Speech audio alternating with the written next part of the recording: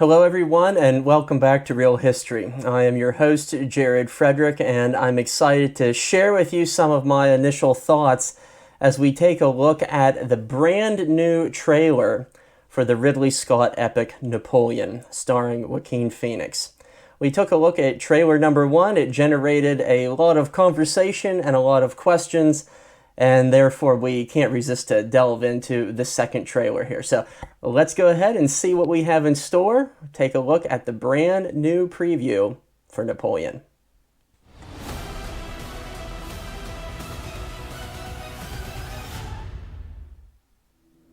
General, we are discovered. Good. wait. Oh, here we are back at Austerlitz. The grand and epic story of the ice breaking beneath the Allies' feet. I'm not built like other men. War Pigs by Black Sabbath. Really? Wasn't expecting that. Unfit for higher office.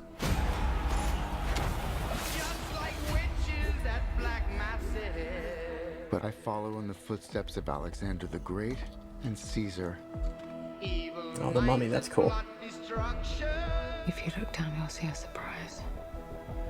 Once you see it, you will always want it.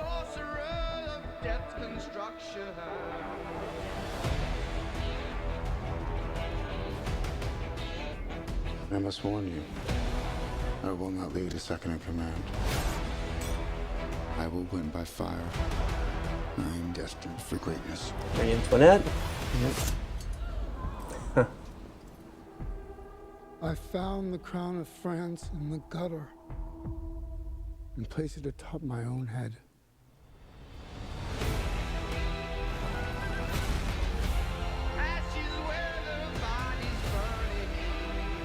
You want to be great, but you are nothing without me. Say it. I believe I speak for all of us. We will all sleep again without this vermin.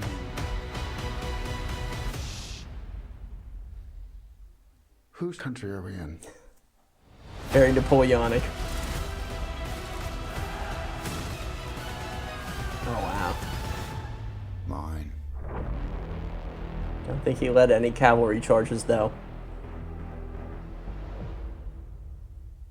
So the Battle of Austerlitz happens in December of 1805 and certainly captures the wintry ambience here in these scenes.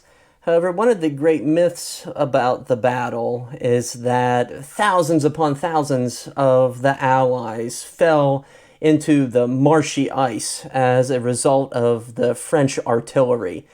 And the primary sources of the time suggest today that this is something that was greatly embellished, because not only was Napoleon a very cunning strategist and tactician, but he was also a very shrewd propagandist. And one of the accounts of the time say that thousands of men had broken into the ice, but the reports said that more men fell into the ice than were actually fighting in that vicinity. And so some of that is rather suspect information. But as the old saying goes, when the legend becomes fact, print the legend. Perhaps the screenwriters have done just that. So here we get a glimpse of Napoleon as a younger man. He almost looks like a peasant in some of these scenes, but Napoleon was born in 1769, and by his early teenage years, he had been sent to military school. A lot of this was overlapping with an autonomy movement that was happening in his native Corsica.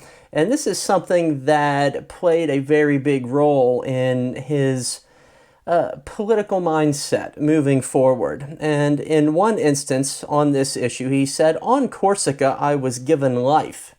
And with that life, I was also given a fierce love for my ill-starred homeland and a fierce desire for her independence." And therefore, perhaps we see some of his drive, some of his desire for military conquest in and of his own right, coming out of these circumstances of his upbringing.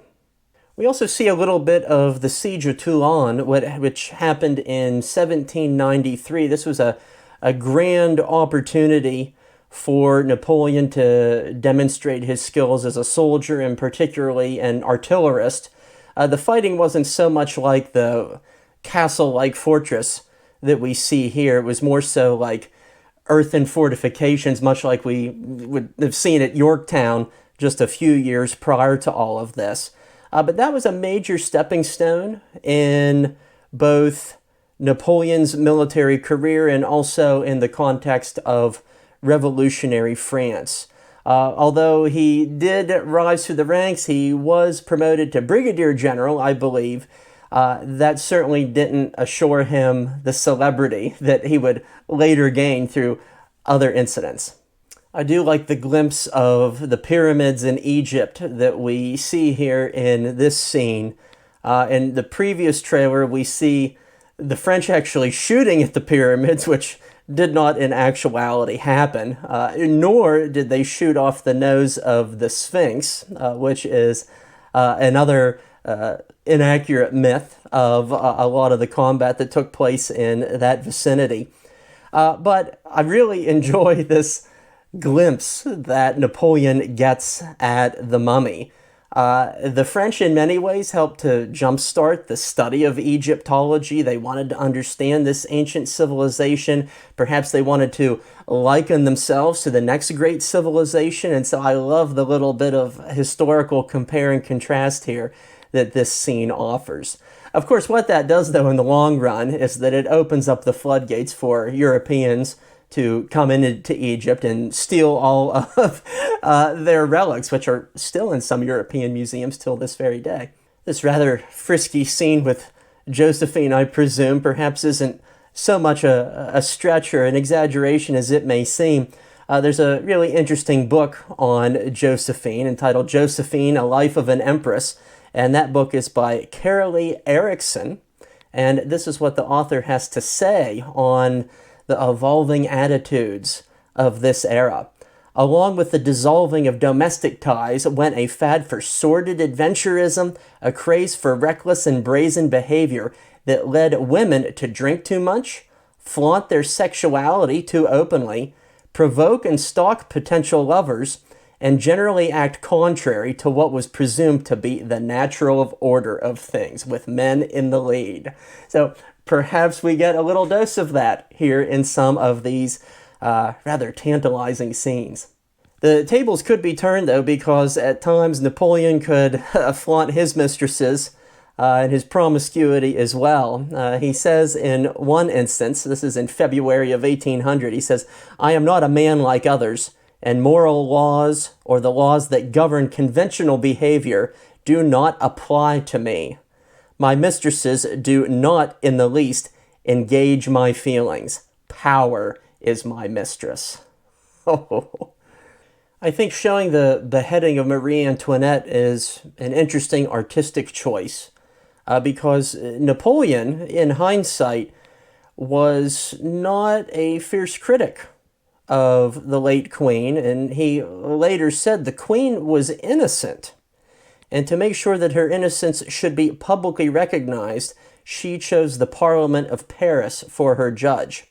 The upshot was that she was universally regarded as guilty. The subsequent oath, which he thereafter says, includes some key topics. He says to uphold freedom of worship, political and civil liberty, the sale of nationalized lands to respect them, to raise no taxes except by virtue of the law. That's a good way to word it right here. And so in many ways, this was presented to the French people as being a social pact, as much as it was his claims of being a dictator, someone who is appointed by God, but we always go for the good dramatic stuff. But there is a lot more that is said, and you can readily find it available.